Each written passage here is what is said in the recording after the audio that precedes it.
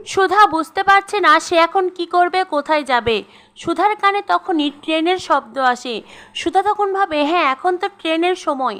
এই বলে সুধা স্টেশনের দিকে ছুটতে থাকে। তেজও স্টেশনের দিকে যায়। এদিকে গুন্ডারা ট্রেন অবধি পৌঁছে গেছে। গুন্ডারা ট্রেনে ঘোমটা দেওয়া সমস্ত মহিলার ঘোমটা তুলে তুলে দেখছে। একটা সময় পর গিয়ে তারা সুধার ঘোমটা তুলে সুধাকে দেখতে পায়। গুন্ডারা সুধার হাত ধরে তাকে টেনে নামাতে চায়। তখনই সেখানে তেজ আসে। তেজ এসে সুধার হাত ধরে ফেলে। তেজ ও সুধার একটা রোমান্টিক দৃশ্যের সৃষ্টি হয়।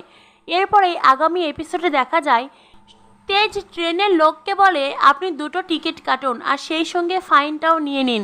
সুধা তখন তেজকে বলে, আমি আপনার টাকাটা কিভাবে শোধ করব বলুন তো।